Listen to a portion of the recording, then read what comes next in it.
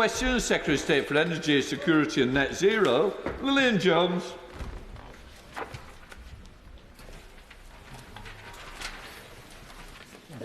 Thank you, Mr Speaker. Question 1. Mr Speaker, with your permission, I will answer questions 1, 2, 4, 6 and 16 together. In the budget, the Government decided to transfer the Mineworkers Pension Scheme investment reserve to members of the scheme. At the end of last month, the first increase in payments was made to over 100,000 ex-miners and their families.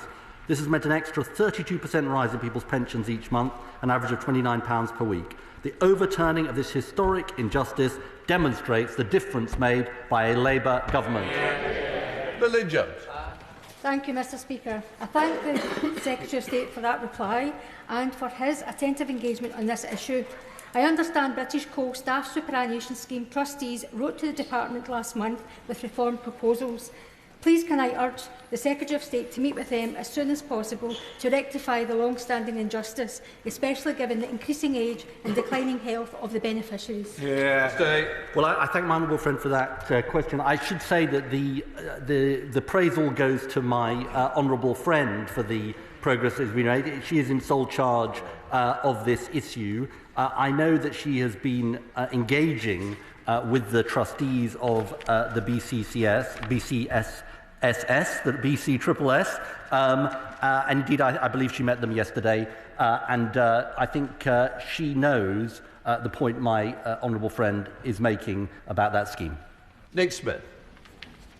Thank you, Mr Speaker. In Blaenau, Gwent and Rhymney, 1,600 miners received the biggest number of increased payments from the Mineworkers Pension Scheme in Wales. Mr Speaker, all of my uncles on my mum's side were miners. Desi Winter, who's alive and well, will benefit from these MPS changes. But no, my uncles George and Jackie were pit supervisors who paid into the separate coal board staff pension scheme. They've sadly passed, but their colleagues deserve fairness. Now, since 1994, the government has received £3.1 billion from this scheme. So can the Secretary of State say if he will look again at the staff side's surplus payments to benefit our pensioners? Well, look, my honourable friend makes his point with customary eloquence. I know from personal experience that there are people who are waiting for this injustice to be remedied who unfortunately died before it was remedied. He is referring to, if you like, the other part of the issue that was raised by the Bayes Select Committee, as it then was, around the 50-50 surplus sharing, and I know this is something my honourable friend is looking at. Graeme Downie, sir. Speaker, and thank you to the Secretary of State for his answer. Correcting the injustice in the miners' pension scheme has made an incredible difference to my former miners in my constituency of Dunfermline and Dollar after so many years. At the weekend, I met with representatives from the BCSS pension scheme in Fife, particularly men and women who were particularly affected by that pension scheme, and the women who worked in the canteens and other areas in the miners' scheme who do feel they've been left behind by the changes to the NPS. Can I ask the Secretary of State if he will meet with campaigners in Fife and across Scotland regarding this issue, and if he can ensure he will make progress as quickly as possible to correct the injustice that those people have suffered as well? I know from my own constituency, Mr Speaker, that there is a sort of strong feeling about the BCSS scheme. That's why my honourable friend has moved at speed to meet with the trustees. The schemes aren't exactly the same in some of the arrangements that they have, but he is right to say that there is certainly a read across from some of the injustices that were in the MPS, and I know it's something that my honourable friend is looking at. Jacob Collier. Thank you, Mr Speaker. As a Collier, can I welcome the announcement that's been made by the Government on the Mineworkers Pension Scheme. However, as he's heard, the British Coal SSS members, including my constituent Mitch Wainwright, have raised concerns about unequal treatment given the similarities between the schemes. What steps is the Secretary of State and the Minister taking to ensure that these former British Coal employees are treated as equitably as those in the MPS? Well, he is right, as I've said already, Mr Speaker, about the read across and the sense that the injustice that has been remedied in the MPS needs to be remedied in the BCSS, and there is also the real need for speed. And that's why my honourable friend, as she did so brilliantly on the MPS in less than 5 months, delivering the injustice that side never delivered in 14 years. That's why my honourable friend is on the case. Just seconds. Thank you, Mr. Speaker. In my constituency of Makerfield, over 500 people stand to benefit from changes introduced by this government to the Mineworkers Pension Scheme.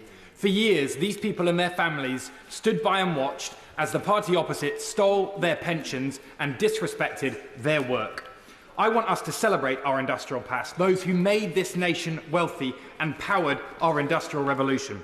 So does the Secretary of State agree with me that we need to do more to remember the legacy of mining, as well as to drive up the living standards of those on the Mineworkers Pension Scheme?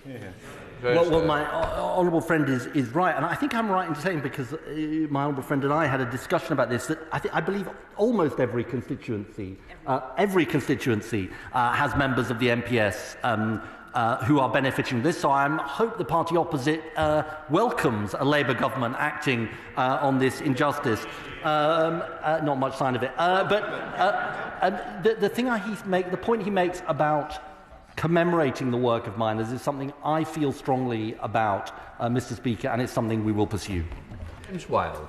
Thank you, Mr. Speaker. I'm sure any of my constituents who benefit from the increase that the Secretary of State has announced will welcome it. But how many members of the Mineworkers Pension Scheme will be losing out on winter fuel payments worth up to £300 due to the decisions this government has taken?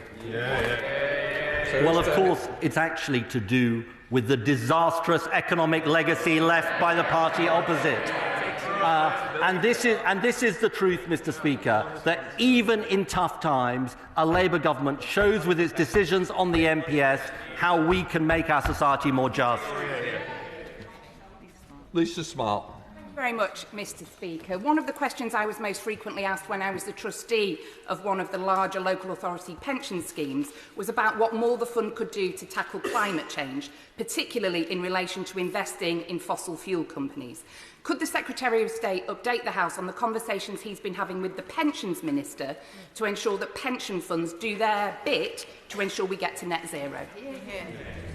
That is an excellent question, Mr. Speaker, that the honourable lady asked, and I will write to her with a good answer. Miller. Thank you, Mr. Speaker. I was pleased to see the Secretary of State saying last week that those who host clean energy infrastructure should benefit from it. When landowners and developers in my constituency are cashing in on building new solar, my constituents in Bicester and Woodstock think it's only fair that benefits are shared. So can the Secretary of State tell me whether or not he'll follow the model of other governments in setting a mandatory... Right, let's try somebody else. David Chadwick. Thank you, Mr. Speaker. And I should declare an interest in that many of my relatives across South Wales are former miners. And in the autumn budget, the government quite rightly made the decision to end the pension injustice for miners who were part of the Mineworkers Pension Scheme, but didn't do the same for the 40,000 miners who were part of the British Coal Staff Superannuation Scheme, including 151 former miners in my own constituency. Can the government guarantee that these men and women on the British Coal Staff Superannuation Scheme will get the pension they deserve, and explain why its members will have to wait longer than many of their former colleagues for justice? Well, look, he and I both have a constituency interest in it, and it's right to say that. But I do say to the honourable gentleman, just a little bit gently, that no action was taken on this for a very, very long time, indeed since privatisation. This government has acted in less than 5 months, indeed in the budget. That is the difference, and I think I've made absolutely clear, Mr. Speaker, that my honourable friend is now turning her excellent attention to the BCSS. I'm not sure there's many coal mines in Strangford, but come on, Jim Shannon. Mr. Speaker, can I, from this side of the House, welcome what government and the Minister is doing in relation to this? It's a good scheme. It's a justice from some 30 years ago that has now been taken care of. I have some those in Northern Ireland who worked in the mines, and their families are still concerned about this issue. So I say this. The British Coal Staff Superannuation Scheme that some of them would have qualified for, can we have a timescale for that to be completed? Thank you so much. Well, look, I thank the honourable gentleman for the question. I'm glad he too, like everyone in this House, according to my honourable friend, has constituents who will be benefiting from this. Look, I think the best I can say to him on this issue, which has now been raised a number of times, and rightly so, is that my honourable friend will have heard the real calls of urgency, which I think we all recognise, and will act accordingly. Ollie Glover.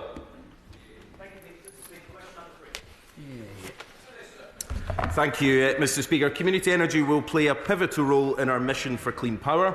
Last week we published the Clean Power Action Plan, which contained more information about how we're going to meet this world-leading mission. And the report confirmed that community energy will play an important role, particularly through Great British Energy. Ollie Glover. Thank you, Mr Speaker, and I thank the Minister for his answer. Renewable energy schemes on community buildings in my Oxfordshire constituency of Didcot and Wantage, supported by the Low Carbon Hub in Oxford, have mostly benefited building owners up to now. Would the Minister support more flexibility in local energy systems and allow local energy trading to get more support for renewable energy schemes in our communities so that more local people can directly benefit? Well, the honourable gentleman makes an incredibly important point about how local community groups can benefit not just from hosting the community energy, but also from being able to sell locally as well. And we've had a number of conversations on this topic already. I most recently met the Community Energy Contact Group, who are doing a lot of work to look at what the regulations might be, and we're happy to look at any proposals that come forward. We want to see a revolution in community energy right across the country so that more communities can benefit. Toby Perkins. Thank you very much, Mr Speaker. Under the previous government, we had an energy market that worked for nobody. It was bad for consumers, but we're also seeing many energy companies going out of business as the government completely lost any grip on the industry. Does my honourable friend agree with me that with the greater stability that we have under this new Labour government, there's opportunities for community energy coming forward as part of this recovery of our whole energy infrastructure? So, Minister. Well, it won't surprise the House that I agree wholeheartedly with my honourable friend, who makes, as always, an incredibly important point. And he's right, of course, that stability is key, but so too is this government's commitment to invest in community energy. We've committed to upwards of 8 gigawatts of energy from community sources over the course of this Parliament up to 2030. That's a commitment not just to ensure that we have an energy mix where communities benefit, but that communities also benefit from the economic and social advantages of owning the energy that they produce. Sarah Dyke. Mr Speaker, community energy schemes provide a great opportunity for local communities to take ownership for local of clean energy production. In Glastonbury and Somerton, we've seen the benefits as Avalon community energy projects around Glastonbury are projected to save 1,000 tonnes of carbon per year. So how will the Minister support community energy schemes and ensure that they can play a fair and full role in creating clean energy? Minister. Well, I thank the honourable lady for her question, and she's raised community energy on a number of occasions in debates in this place, and I know she's a champion of it. I would say to her, she's right to highlight the examples of where community energy can make a huge difference. One of the key areas we want to drive forward is the local power plan, which will be delivered by Great British Energy. Unfortunately, her party in the end didn't support the creation of Great British Energy, but I hope that's a position that they will change and see the huge advantage of investing through Great British Energy in schemes like the one that she mentions, but also to help build the capacity in community groups so that they're capable of driving forward these projects. Ryan Lishman. Thank you very much, Mr Speaker. And as a declaration of interest, I am a Unite the Union member. Communities all across Scotland rely on the Grangemouth refinery for their energy, and as closure looms, Unite have given the government a plan that will save jobs, help hit sustainable aviation fuel targets and build new green industries for the future. I know that it's not too late to save these jobs and achieve the just transition my community desperately needs. Will the Secretary of State agree that this plan has great potential and that he will meet Unite to see what the government will do to achieve a truly just transition for the refinery workers and keep Scotland's only refinery working? Minister. Well, as my honourable friend knows, we have met Unite on a number of occasions over the past few months since Petroineos made the disappointing decision to follow through on their closure plans for the Grangemouth refinery. It is important that we look at every possible option, and we have done, and it's important also that government is very clear. We want to see a long-term sustainable future for the refinery site. That's why we invested in Project Willow, which is at the moment coming up with credible investable propositions for the site. We want to protect the workers and do whatever we can to make sure there's a just transition at Grangemouth and in industry right across the country. But these options need to be long-term and sustainable so that we aren't driving workers back into this process again in a few years down the line. So we're committed to making sure we invest in long-term sustainable propositions of site. And of course, we'll meet with anyone and discuss any propositions to help make that happen. Liberal Democrat spokesperson Pippa Hailing. Yeah. Thank you. And it's so good to hear that the Minister, really affirms the need to bring the public on side as well as bringing private sector investment to achieve this transformation towards clean power and achieve net zero. Our side, the Liberal Democrats, are supportive of Great British Energy if we can get community energy absolutely right in the middle of the Great British Energy Bill. Our colleagues in the Lords are debating amendments both for participating directly in and benefiting from community energy. Will the Minister agree to bring those forward to the House at the next reading? Thank you. Yeah. Minister. Well, I thank the Honourable Lady for her question, and in the spirit of Christmas, I thank her very much for all the engagement and discussions we've had over the front bench groans. So that I've got joy for that party as well at Christmas. But I would just say, gently, we are absolutely committed to community energy. It was in our manifesto at every stage of the Great British Energy Bill. We committed that it's right there at the heart of what Great British Energy will do. We will, of course, when their lordships bring forward any amendments that they do in their due consideration of the bill, look at those amendments when they come back to this place in due course. But I say to her gently, her party didn't support Great British Energy. They now can't claim credit for the things that Great British Energy would deliver. Robin Moore. Number 5, Mr. Speaker. Front bench, Minister. Thank you, Mr. Speaker. Through the Clean Power Action Plan, which we announced last week, we've made clear that where communities host clean energy infrastructure, we will ensure that they benefit from it. There are many options in this area, including community funds and direct support for households, and we're exploring all of those options to ensure that communities can benefit from the Clean Power mission. Robin Moore. Thank you, Mr. Speaker. In the neighbouring Calderdale Council area, there is a proposal to build 65 wind turbines on protected peatland, which I am staunchly against. But to make matters worse, if this development is approved, my constituents will not benefit from any community benefit scheme, despite just being on the periphery of where this proposal is to be. So how will the Minister, or indeed the Secretary of State, ensure that my constituents get their fair share of any community benefit scheme, should the scheme be approved? Minister. Well, I thank him for his question. I obviously can't comment on the specific details of the case. I would like to understand more about why his community might not benefit, because, of course, the aim is that all the communities that are affected by hosting infrastructure will benefit in different ways. Now, we're looking through what the options for that look like, whether that is money off bills, whether it is community benefit funds that exist at the moment. A consultation was launched by the previous government, and we're working through what the answers to that are. But we're clear that if communities host infrastructure, which is nationally important, which benefits the whole country, they should benefit from doing so. Melody on. Very much, Mr. Speaker. Community benefits do come in many different forms. In my constituency, Alstead has contributed £1 million towards the Horizon Youth Zone. RWE are supporting Project Renewables, which is a Box Park learning zone. But the most wide-reaching benefit is in people's pockets, and schemes like Octopus's Fan Club bring down people's bills when renewables use is at its highest. How can other energy retailers deliver similar savings for consumers? Minister. Thank you, Mrs. Weir. Well, look, my honourable friend asks an extremely important question. All communities should benefit from the transformation that we want to make to the energy system.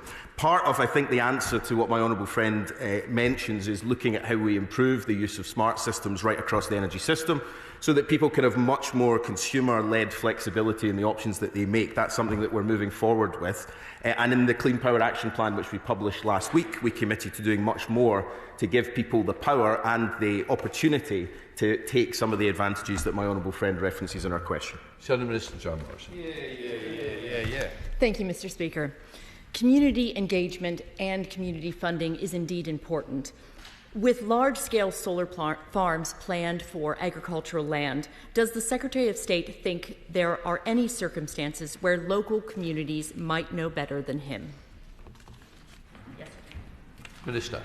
Well, I thank the Honourable Lady for her question. Of course, communities are, at the moment, and will always be able to speak about the plans for their local area, to contribute to consultations, to contribute to planning applications. We're not going to change anything about that. But it is important to say that nationally important infrastructure for the clean power future that we need to deliver the energy security that everybody needs in this country will require that energy to be built somewhere. And I would say to her gently that even in the most extreme statistics of what might be built under the solar in this country. It's less than 1% of land that will be used by solar. And so I would say to her, look, they either need to be in favour of keeping us on this roller coaster of volatile fossil fuels or in favour of building clean power. Her party used to be in favour of net zero. They seem to be running at speed away from it. Amanda Hike. Speaker, question number 7. With your permission, Mr. Speaker, I will answer questions 7 and 18 together. Look, we're getting on with delivering our Warm Homes plan. We are set to upgrade up to 300,000 homes next year. We're introducing new standards in the private rented sector and the social rented sector that will lift 1 million people out of fuel poverty. And we're making it easier for people to install heat pumps by removing planning restrictions, by expanding our boiler upgrade scheme so more people can get a discount, and by boosting the heat pump. Thank you, Mr. Speaker, and I thank the Minister for your response. Modelling suggests that 1 in 4 residents in North West Leicestershire are in fuel poverty. Does the Minister understand the frustration many constituents will have that despite being one of the wealthiest countries in the world, fuel poverty has become so commonplace? Will the Minister agree to write to me to give me outline the elements in the Warm Home Plan that will focus on delivery for those in fuel poverty? Minister. Mr. Speaker, I share the frustration of my honourable friend's constituents. Look, the scale of fuel poverty in this country is a shameful legacy of the last government and 14 years of failure. It is a legacy that we are determined to turn around through our Warm Homes plan, through our winter sport package, and we will do everything that we can in order to make sure that cold, drafty homes are a thing of the past. David Pinto-Chichinsky. Mr. Speaker, the last government left us far too reliant on foreign dictators for our energy needs. I congratulate this government on its focus on ending that dependence and on making us energy independent. What steps is my honourable friend taking to reduce the bills for residents in my constituency in Hendon and to further ensure that Britain remains genuinely energy independent? Mr. Speaker, my honourable friend is completely right. Too many people cannot afford their energy bills. That is your legacy. Mr. Speaker, that is why we are running to deliver clean energy by 2030. That's why we are rolling out our Warm Homes plan so that we can upgrade millions of homes to make them warmer and cheaper to run. But it's not my legacy, don't worry. Harriet Cross. Thank you, Mr. Speaker. The Secretary of State, the Minister for Energy and the Minister for Consumers have all said in this House that the NISA report shows that their 2030 target will lower energy bills. But the report itself explicitly says that it does not do so. And the CEO of the NISA told the Select Committee last week that it did not set out to determine what bills are for consumers. Will the Minister explain these inconsistencies and take the opportunity to correct the record? Mr. Speaker, I suggest she actually reads the report. On page 77, the NISO sets out in black and white the system costs of clean power system and then what it calls, and I quote, the bill component resulting from clean power pathways and other bill changes. And let me tell the House the total overall impact in 2030. It is to reduce electricity costs by £10 per megawatt hour. So, of course, as the NISO says, it's for the government to make the policy choices, which we will, to reduce energy bills, but it is absolutely clear that our clean power plan will reduce system costs. Jones. Thank you, Mr. Speaker. Thank you, Mr. Speaker. Citizens' Advice found that more than 1/3 of private tenants last winter couldn't afford to heat their house to a comfortable temperature. And in research published a month ago, they found that 80% of private landlords have no plans to invest in energy efficiency of their properties in the next 5 years. Can the Minister explain what will the government do and when to support and incentivise private landlords to drive up minimum energy efficiency standards in their properties so that tenants can stay warm all year round? Thank you. Mr. Speaker, we know that the quality of too many of our homes in the private rented sector are not high enough. That's why we are moving forward to introduce minimum energy efficiency standards so that we can raise up the standards, lift 1 million people out of fuel poverty, and we are running in order to get that done. Liberal Democrat spokesperson Pippa Hailing. Thank you. After the Conservative government's failure to tackle insulation, fuel poverty is on the rise. In my constituency of South Cambridgeshire, almost 20% of households with the youngest family members between 5 and 10 years is fuel poor, in cold, damp houses, choosing between eating and heating. Whilst we await the Warm Homes Plan dealing with upgrading current housing stock, will the Minister meet with the Secretary of State for Housing and Planning to ensure that all future homes will come forward with energy rating minimum C or higher, but not beyond 2025? Not beyond 2025 for the future home standard. Thank you. Mr. Speaker, we are working very closely with the ministers in the Department for Homes and Communities in order to deal with future home standards. We recognise the fact that we are building homes that are not up to standards is a problem, and we're getting on with fixing it. Alex Burris-Curtis. Thank you, Mr. Speaker. With permission, I will answer questions 8 and 12 together. Last Friday, we published our landmark Clean Power Action Plan, which sets out the route towards our world-leading 2030 clean power mission, including wholesale reform of grid and planning to make it happen. Mr. Speaker, this is the route to getting off the rollercoaster of fossil fuel markets and delivering energy security, lower bills and good jobs for the British people, as well as tackling the climate crisis. Alex Burris-Curtis. Thank you, Mr. Speaker, and thank you to the Secretary of State for that answer. Given Wales's tradition and history of fuelling the UK's energy needs, can the Secretary of State tell us what his plans are to put Wales at the heart of our energy security and net zero agenda? Well, my honourable friend asked a really important question, and the whole Clean Power Plan is about benefiting all 4 nations of the United Kingdom, including Wales, and we work closely with the Welsh Government on these issues. They actually, before this Labour government came to office, were trailblazers on how you could have publicly owned generation, and that is one of the things that we and GB Energy are working with them on. Baron Moon. Muras ha Mittendar, Mr. Speaker. We've seen the terrible consequences for households of fossil fuel energy insecurity, and we cannot allow this to happen with the transition to renewables. But to achieve our net zero goals, we're going to have to see a massive increase in demand for critical minerals, such as tin and lithium, much of the supply and processing of which will be dominated by economically bad actors. Will the Minister meet with me and discuss how the government will be mitigating this clear and present danger? Well, I very much enjoyed my trip to his constituency before the general election, and he is an incredibly powerful advocate for the way that his area can source some of the critical minerals we need, including lithium. Look, and he is right about this. The concentration of supply chains, including critical minerals, has taken a generation to arrive, but we must unwind it, and it's one of the many things that we're working on as a government.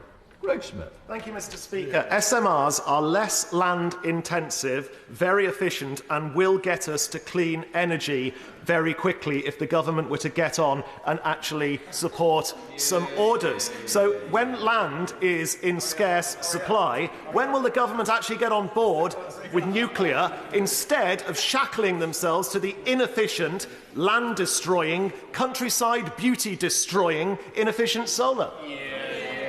Speaker, I can tell the honourable gentleman we support the SMR programme. We're driving it forward, and we're driving it forward through Great British Nuclear. But I'm afraid he's making a terrible mistake here, which is we need all of these clean technologies at our disposal. We need nuclear, we need renewables, we need carbon capture and storage. And the difference is this government is getting on with it. We've delivered more in 5 months than the last government did in 14 years.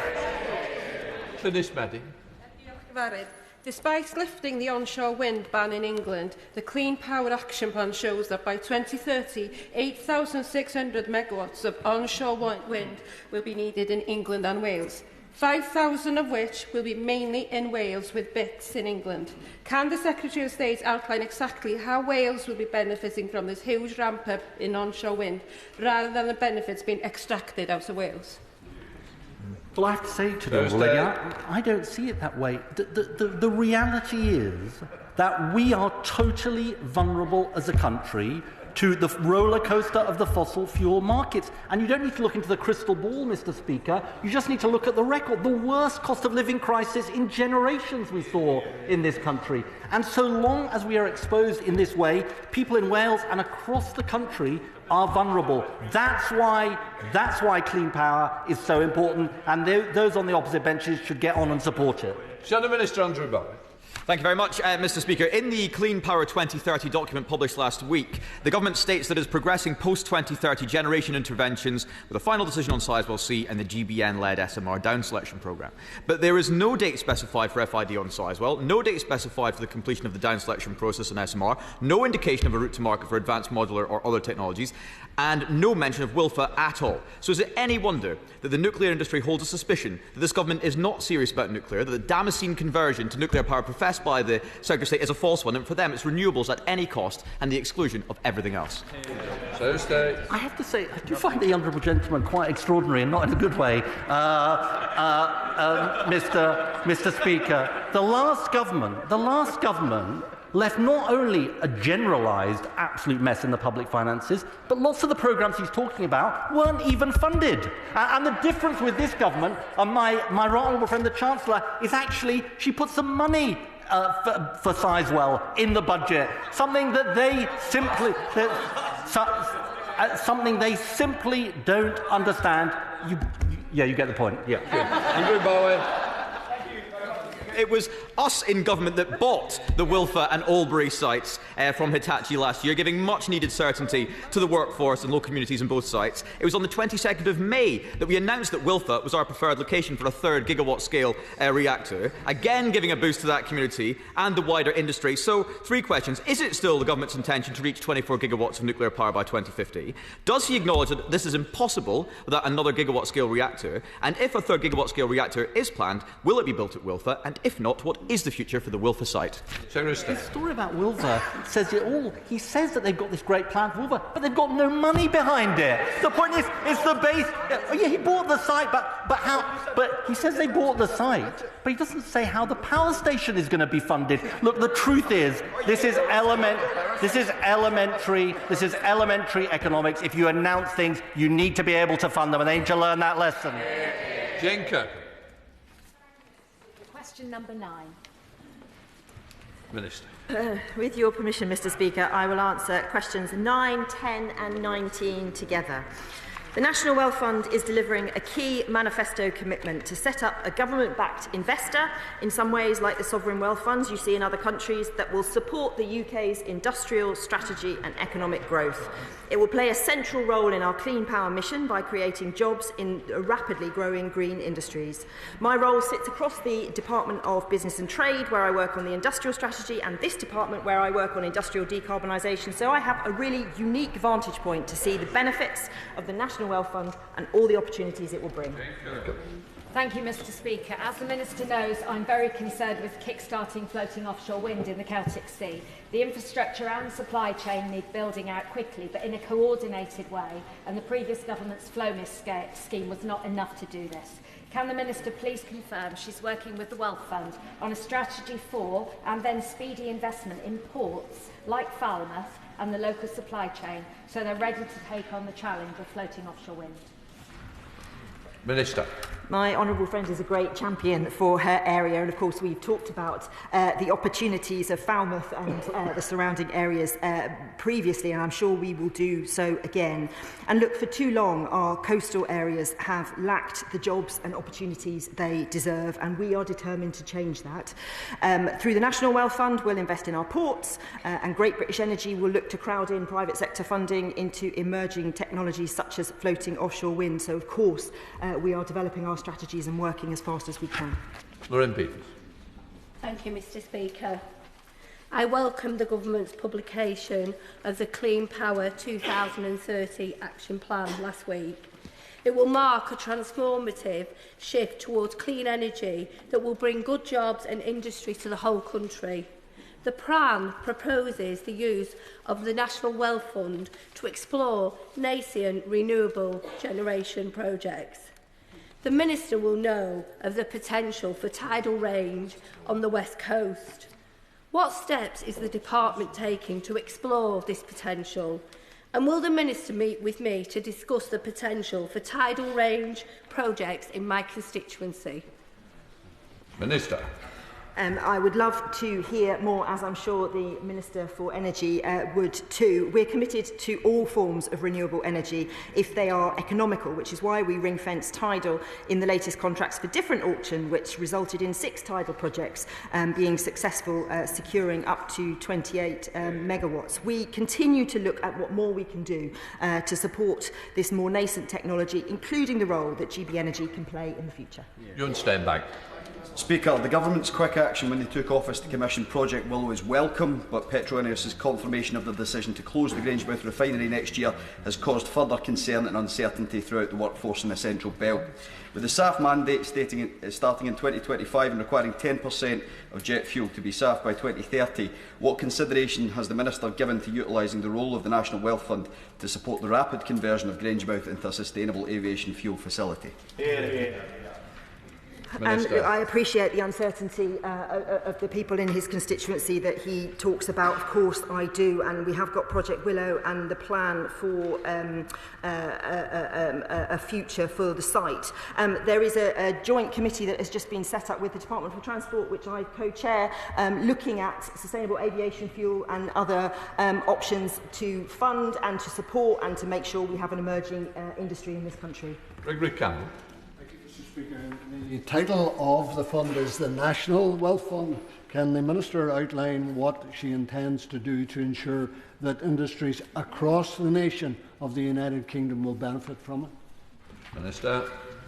So, of course, the National Wealth Fund makes decisions on what it funds and what it does not. But, look, our plan is for the whole country. For too long, this country has been held back in every corner. And the National Wealth Fund is a really important part of the future growth of this country in Northern Ireland and everywhere else. Tim Farrell. Speaker, I wonder if the Minister would agree with me that it's something of a tragedy that the UK, surrounded by the highest tidal range on planet Earth after Canada, uses so little for tidal and marine energy. Maybe she might agree with me that maybe the reason that is the case is because whilst the lifetime costs of such schemes are as cheap as chips, the upfront costs are very expensive. So is it possible the National Wealth Fund might be something that will ensure that we can build things, for example, in Morecambe Bay, that will generate secure renewable energy for all of our lifetimes? Well, the honourable gentleman puts his finger on the problem, and this is what our vehicles like the National Wealth Fund, GB Energy, are looking to try and resolve. We're open to it, of course, and we'll do what we can. Dr. Ross Savage. Mr. Speaker, question 11. Minister. We know that nature-based solutions have a key role to play in climate mitigation and keeping to 1.5 degrees at home and abroad. I have met with the Nature Minister, and the Government has also appointed 2 special representatives for climate and for nature who will be working closely together too. I think it's grouped, isn't it? Oh, sorry, with permission, Mr. Speaker, if I can group with question 25. Dr. Ross Savage. The climate and nature crises are now recognised as inextricably interlinked. We cannot resolve the climate crisis without also addressing the nature crisis, but this isn't recognised in the current legislation.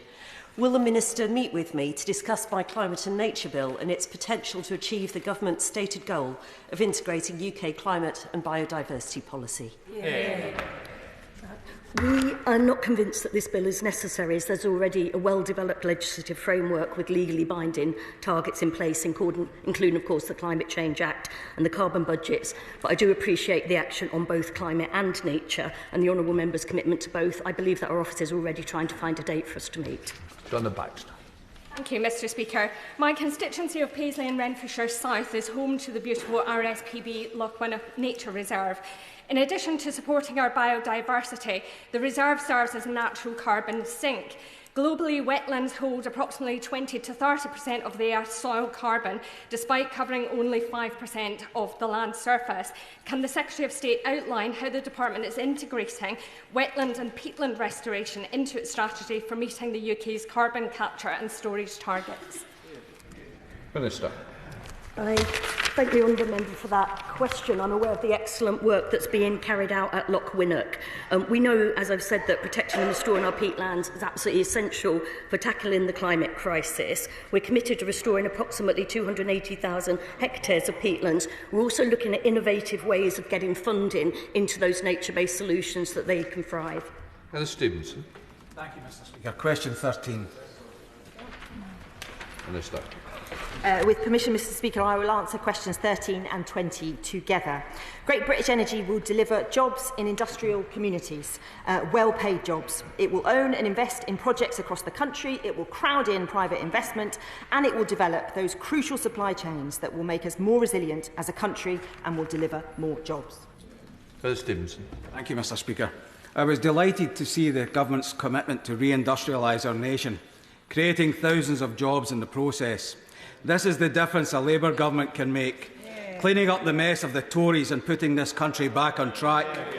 My constituency of Airdrie and Shotts is at the heart of Scotland's central belt, once an industrial heartland. It is full of skills and potential waiting to be unlocked. Will the Minister work with me to ensure that the benefit of the significant job creation this government is undertaking will be felt in my constituency? Minister. I will, of course, work with my honourable friend on the creation of the jobs that we all want to see. Alongside the announcement that Great British Energy will be located in Aberdeen, of course, there are 2 additional sites, one in Glasgow, one in Edinburgh. The National Wealth Fund has just announced £20 million investment in XLCC, which will support a world-leading factory in Hunterston to produce cables, which will support 900 jobs. And we've seen the £1.6 million investment by Sarans PSG to provide specialist equipment and skilled workers and set up a centre for excellence in Aberdeen. So these are all examples of the kinds of projects that we want to see across our communities in his constituency and beyond. Andrew Pates. Thank you, Mr. Speaker. One important aspect of Great British Energy's work will be ensuring industrial strength in all areas of the UK. In places like Peterborough, we are well placed to develop high-skilled jobs and great opportunities in green hydrogen to support that transition through the work of National Gas in Warrington and our new university campus at ARU Peterborough. Does the Minister agree that the success of GB Energy will be in the breadth of opportunities it creates in places like mine? I thank my honourable friend for that question, and of course he's absolutely right. And green hydrogen isn't just vital for the decarbonisation of heavy industry. We need it for aviation, we need it for maritime. It's got the potential to create thousands of very highly skilled jobs in every region of the country. And we've already confirmed support for 11 green hydrogen projects from Cumbria to Cornwall, from Scotland to Kent. And I look forward to saying more on our hydrogen journey soon. So, Secretary of State Clerk, continue. Thank you, Mr. Speaker. The party opposite promised 650,000 jobs through Great British Energy, but the Secretary of State's endorsed a carbon tax of £147 in 2030. That's double her own department's current forecast. It would be the highest carbon tax in the world and devastating for British industry. So can the lady confirm how many British jobs would be lost as a result? Minister. I don't recognise those figures at all, and I'd be very interested to see where she got them from. Perhaps they are similar to some of her other Twitter threads where we have seen things that we don't quite recognise. Look, we inherited in this country a mess. We had no stability, we had no economic growth, we had stagnation. We are fixing the foundations, we are putting that right, and we are going to create hundreds of thousands of jobs in the growing green sector of the future. Right, we now come to topicals. Challenge-us. Question number 1, Mr. Speaker, so we are already seeing the benefits of our energy superpower mission in investment and jobs. I can tell the House since the start of November alone, we've seen a £1 billion investment in Hull by Siemens Gamesa, supporting 1,300 jobs in blade manufacturing, Ørsted announcing 100 million of orders for UK firms, and we've reached financial close on the UK's first carbon capture projects in Teesside. This is what it means to have a government delivering jobs and investment for the British people. Thank you, Mr. Speaker. Now, there appears to be some inconsistency between what ministers are saying about the NISO report and what the CEO of NISO told the Select Committee last week. So can the Secretary of State answer this clearly? Does the NISO report forecast higher or lower energy bills under his policy? I'll tell the honourable gentleman very clearly, because I'm very glad he's asked this, but the Shadow Secretary of State has asked me sort of questions about this, and my honourable, I will answer the question. On page 77 of the NISO report, it says very clearly what happens to overall costs in the system, and it is to reduce electricity costs by £10 per megawatt hour. So as the NISO says, it's for government to make policy choices that determine the precise impact on bills, but the report is clear, the system will be cheaper, and it's completely logical to say that will lead to a reduction in bills. Michelle Welch. constituency of Sherwood Forest has the second highest number of members on the British Coal Superannuation Scheme across the country, with over 1,000 members. Does the Minister agree with me that we need to end this injustice for all former employees on this scheme? And will he visit my beautiful constituency to meet with myself and members of this scheme? Minister. I thank my honourable friend for that question, and of course I'm very happy to meet with her and members of the scheme. I actually met with the trustees of the scheme yesterday, and I have committed to talking to the Treasury about their proposals. Secretary of State, Claire Coutinho. Mr. Speaker, the party opposite's policy on the North Sea will cost the country £12 billion in tax receipts. That would be enough to cover the winter fuel payment for many, many years. So considering that pensioners will be in the cold this winter, and this is a policy that no other major economy is pursuing, how can they possibly justify it? More fantasy numbers from the right honourable lady, I have to say, Mr. Speaker. The truth is, the North Sea has lost a third of its employment in the last decade. The only future for the North Sea is what this side of the House, this government is doing, investing in carbon capture and storage, investing in offshore wind, investing in hydrogen. That is the future. Mr. Speaker, that's not my figure, that's the figure from industry. £12 billion in lost North Sea tax receipts, £8 billion for an energy company that won't generate energy, and at least £200 billion for a 2030 target, which we now know won't cut bills. Isn't it true that pensioners will be sitting in the cold this winter to pick up the bill for this Secretary of State? No, what is the case, Mr. Speaker, is that they left us dependent on fossil fuels, which led to the worst cost of living crisis in living memory. And the tragedy is, Mr. Speaker, they're doubling down on their failed policy. The only answer for lower bills is clean, homegrown energy we control. Kevin Bonavia. Thank you, Mr. Speaker. I welcome the government's publishing of the Clean Power Plan last week, which lays out the route to energy security and lower bills. Can my right honourable friend give more detail on how our new national champion, Great British Energy, which is backed by the overwhelming majority of the public in Stevenage and elsewhere, form part of this new plan?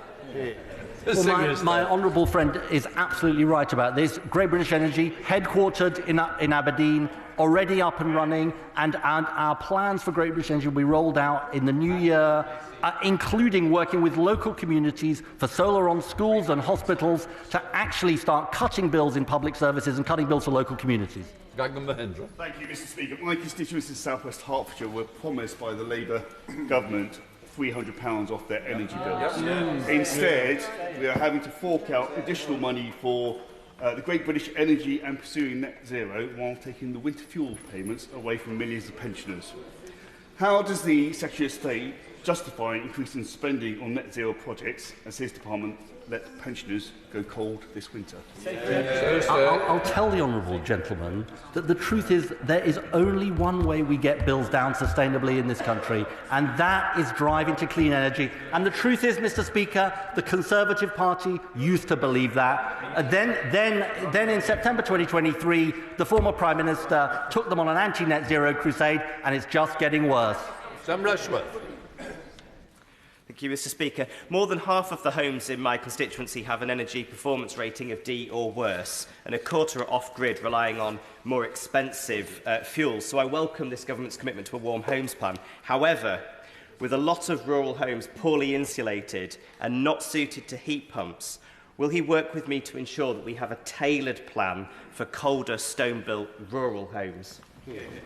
Minister. Mr. Speaker, we are rolling out our Warm Homes Plan, and we want to make sure that every household can benefit from it. And so we will make sure that we have the right solution for the right home. So I will work with my honourable friend and friends across the House in order to make sure that we have solutions that every household can benefit from, so that we have warmer bills that are cheaper to run.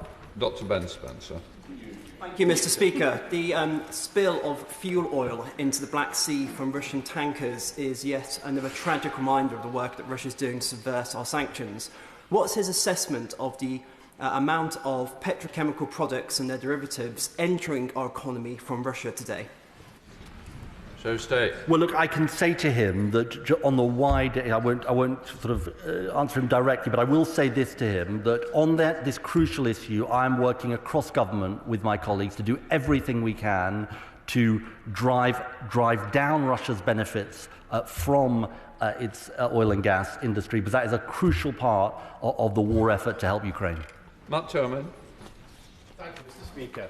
Skyrocketing energy bills under the last Conservative government contributed to the cost of living crisis and was one of the reasons that voters in my constituency of Watford chose change with Labour at the last general election. Can the Secretary of State please further outline what changes this Labour government is going to make to deliver better value to my constituents? Thank you. So state. So my honourable friend is right about this, and in a sense we mustn't have short memories here, because the truth is that the cost of living crisis that we saw after Russia's invasion of Ukraine not only hit families and businesses across Britain, but continues to hit them today. And that's why the drive for clean power is so important. Every solar panel we put up, every wind turbine we erect, every piece of grid we build makes us more secure as a country. Seamus Logan. Thank you, Mr. Speaker. The Secretary of State will be very well aware of the critical role that the carbon capture scheme at St Fergus will play in the economic growth and potential of the north east of Scotland. So can he simply tell us a timetable for when he's going to approve that scheme? Look, we'll be looking at the scheme in the spending review. I believe it's a really, really important scheme, not just for Scotland, but for the whole of the UK. I just want to level, though, with the honourable gentleman and indeed the House, is it requires significant financial resources. Now, we found the resources for CCS Track 1, really, really important. We want to find them for Track 2, but it is part of the spending review. For a move. Mr. Speaker. In the Government's Clean Power 2030 Action Plan, floating offshore wind was labelled a key emerging technology, and developments were promised for future rounds of contracts for difference. Will the Minister please consider going further and geographically ring-fencing contracts for difference funding to ensure the massive potential of projects such as floating offshore wind in the Celtic Sea are unlocked? Minister. Well, I thank my honourable friend for the question, and he's right that offshore wind, in particular floating offshore wind, will play a critical role in our pathway to clean power. We will look at any option to make sure that we get many of these, particularly test and demonstrate projects, through to delivery, and we'll say more about what the next round of contracts for difference will look like in the coming weeks. Nicola Hardy. My constituency of Eastern Walton, more than 24,000 homes have an EPC banding of D or worse, which means 50,000 tonnes of avoidable CO2 emissions and higher energy bills for my constituents. Yet the current rate of insulation upgrade is too slow to meet the government's goal of universal band C ratings by 2035. So will the Minister commit to more urgency to an emergency home insulation programme with targeted support for those on low income? Mr. Speaker, we recognise that not enough was done over the last 15 years to upgrade homes. That's why we are absolutely running at this. We will be upgrading up to 300,000 homes this year, and we are putting in place our plans to drive up standards in the private rented sector and make sure that as many homes as possible are benefiting from homes that are warmer and much, much cheaper to run. Amanda Hack. In North West Leicestershire, we've seen strong growth in the purchase of electric vehicles, but we only have half as many public charging points per person as the national average. Could the Minister update us on how we will get greater numbers of electric charging points in public spaces in rural communities? Well, my honourable friend makes an incredibly important point about how we roll out charging infrastructure right across the country, and we're working along with colleagues in the Department for Transport around how we do that. Local distribution networks in rural areas are incredibly important, but that's why rolling out greater access to the grids, including Ofgem's approval of £22 billion to improve distribution networks, is so important, so that we can roll out EV infrastructure in rural areas right across the country. Richard Fuller. Thank you, Mr. Speaker. This weekend, 50 households in Cleat Hill were able to return home 9 weeks after the gas explosion at that location. This was thanks to the efforts of the local council, the local emergency services, but I'm afraid not to the actions of the Government, where there has been a deafening silence on whether they will help the local council with funding support, whether they will fund a scaling and scoping of the gas reservoir. I'm extremely grateful to the Minister for meeting me with me. Will she chivvy along her other ministers so we can get a reply? Minister. Mr. Speaker, thank you to the honourable member for meeting. We are working across government in order to make sure that we can provide the support that is required to that community after that tragic incident. Tom Hayes. Thank you, Mr. Speaker. I recently visited the zero-emission boilermaker Tepio in Wokingham, and they were thrilled by the government's decision since coming to power to ensure that heat batteries can qualify for Warm Homes Fund Social Housing Wave 3. But they raised concern about heat batteries and whether they could scale up without the same level of subsidy support and VAT relief as heat pumps. Would the Minister meet with me and representatives of Thermal Storage UK to talk about how we can support heat batteries so households can become more resilient? Mr. Speaker, my honourable friend is a great champion of our clean power mission, and I'd be very happy to meet with him and representatives from the sector. Max Wilkinson. Thank you, Mr. Speaker. 75% of voters think that all new homes should come with solar panels on the roof as standard. Does the government agree? Yeah. Very sympathetic to this, and we're in discussions with our colleagues across government, and watch this space. Andrew Cooper. Thank you, Mr. Speaker. Cheshire's leading the way in CCUS, whether it's hydrogen production, where it's providing means of transition as a new industry is established, or in hard-to-abate sectors like glass or cement production, where CCUS is a vital decarbonisation component. Our strategy is creating jobs, growing our skills base and unlocking a low-carbon future. Does he agree with me that it will not be possible to get to net zero without CCUS? Absolutely right. They've got to. Yeah, they've got it. Stephen Barclay. The to Walpole National Grid Scheme will see pylons almost twice the height of the existing ones across the flat landscape of the Fens. Why does he think the costs of chasing these unrealistic 2013 targets should be disproportionately borne by rural communities? I have great respect for the honourable gentleman. The truth is, we need to build this grid, whether your target is 2030 or 2035. And this government is being honest and open with people in saying this grid needs to be built. And if we don't build this grid, we remain massively vulnerable as a country. Bill Esterson, Chair of the Committee. Thank you, Speaker. Last year, the UK imported 43% of our energy, as well as protecting bill payers from the volatility of international fossil fuel markets and giving us energy independence. Does the Secretary of State agree that we have the potential for economic benefits from exporting electricity and hydrogen through the Clean Power Plan?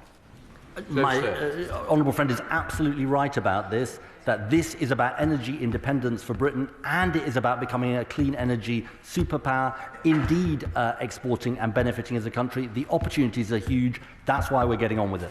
Stephen Flynn. Thank you, Mr. Speaker. I think the Secretary of State is now arguing that energy bills will fall by £300 by 2030. A simple question, how much will they rise by before then? Mr. Speaker, I'm disappointed in the honourable gentleman, but perhaps I shouldn't have been surprised.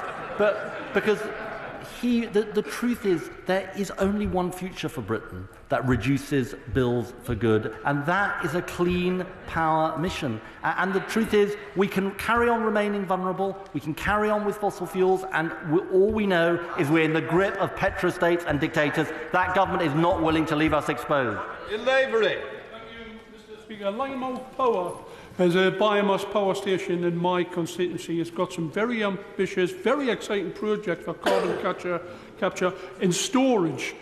They're waiting on some major decisions from the department. Will the Minister agree to meet with me so we can tackle these pressing outstanding issues? Minister. I'd be absolutely delighted to meet, and we can talk about data centres at the same time, and I'm facing the wrong way.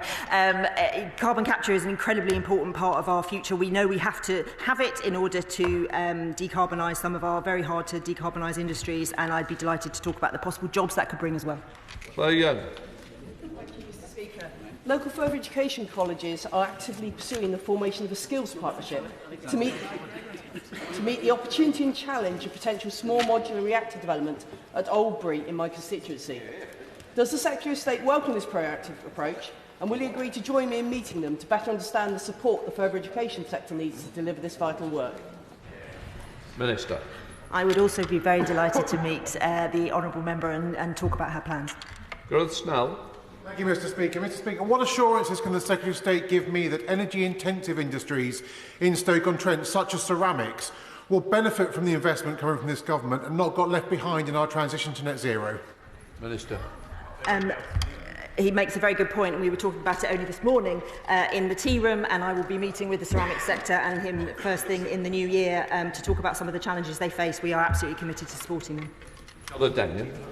Mr. Speaker, 13 oil and gas fields have been licensed for new drilling of dangerous fossil fuels, but are still awaiting final approval. Now, the government paused those decisions while doing a consultation, but the consultation isn't going to change the science that if we're to meet our climate targets, those fossil fuels must stay in the ground. So will he do the right thing by the poorest in our country, who are always at the sharpest end of climate inaction, and ensure that these licences will not be granted? This is a government with a world-leading position when it comes to oil and gas, the right thing for the environment and climate change, and the right thing to make sure there is a just transition in the North Sea. We will do both of those things. Graeme Morris, final question. Thank you very much.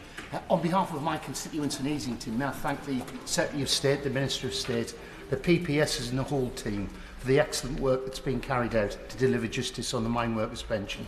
Can I urge them to act with alacrity in relation to the British Coal Staff Superannuation Scheme? And may I invite the Minister to see some of the energy pilots making use of mine water from abandoned mine workings? My honourable friend, I do want to pay tribute to my honourable friend because he's been a brilliant campaigner on this issue for a very, very long time. My honourable friend will have heard him. And this is the difference, Mr. Speaker. This is a Labour government delivering justice for mine workers across our country and their families, all part of delivering our mission for the country. That completes questions. We'll let the front benches change over.